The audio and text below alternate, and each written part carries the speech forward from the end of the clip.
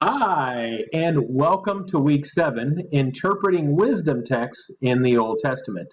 So now we've moved from poetry on to prophecy, and now we're moving into the wisdom books of the Old Testament. And our goals this week are to identify the elements that characterize the genre of wisdom. So what separates wisdom literature from any other type or genre of literature in the Bible?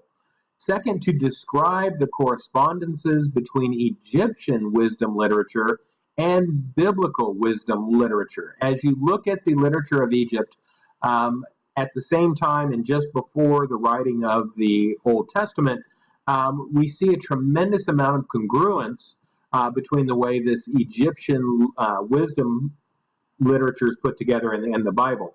And I want you to explore it, to understand it, and to begin to come up with why biblical wisdom might have looked like Egyptian or, in some cases, other ancient Near Eastern wisdom literature.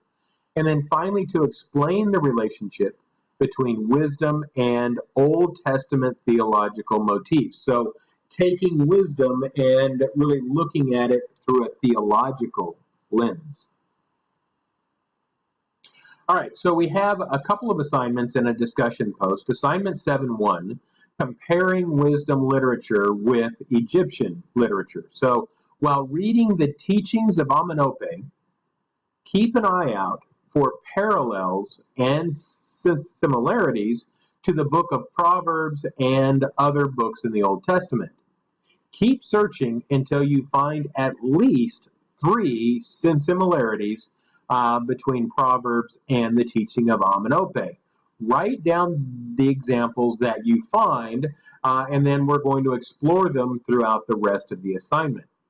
So based on your study of Amenhotep and Proverbs, write a 3-page essay that reflects upon the following questions.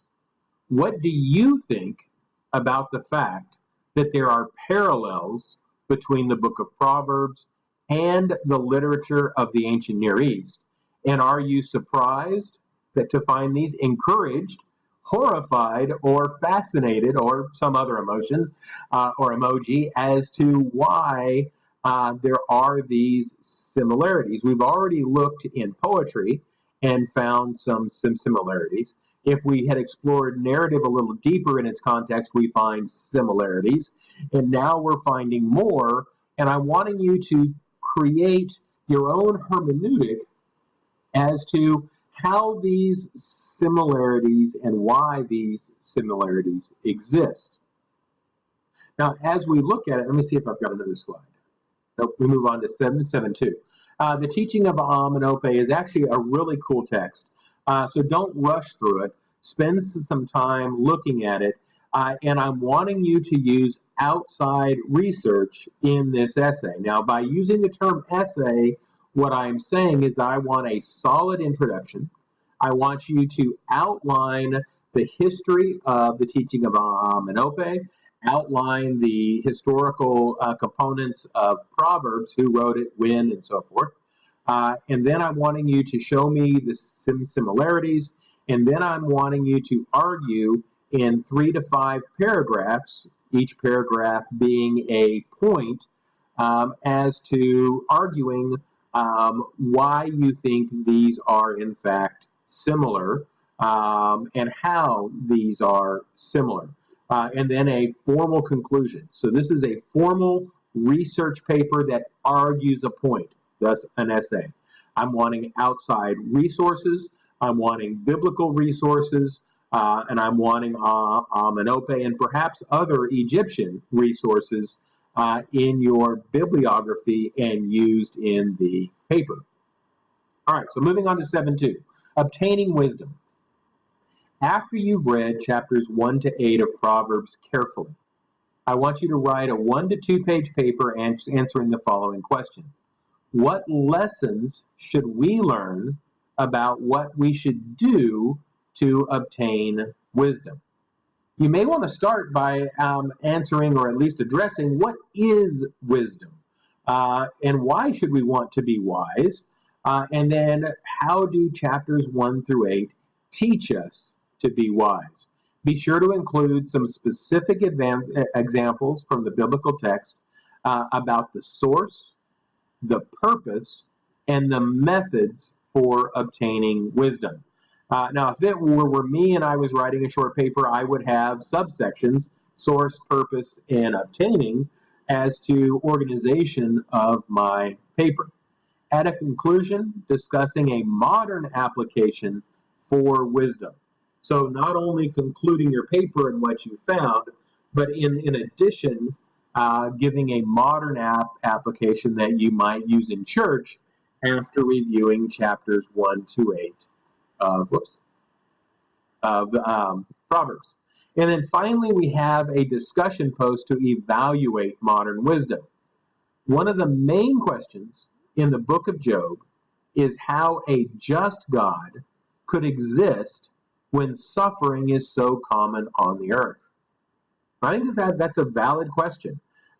Is that God, we know that God, and we often say that God is a God of love, and God is a God of justice, and God is a God of fairness, and God is a God of forgiveness. And these are all characteristics that we overlay on God, and yet there is widespread suffering across the world.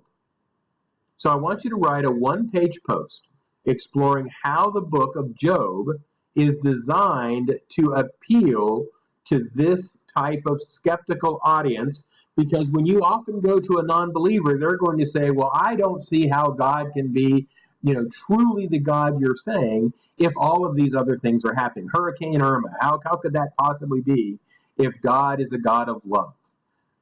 Well, let's read Job.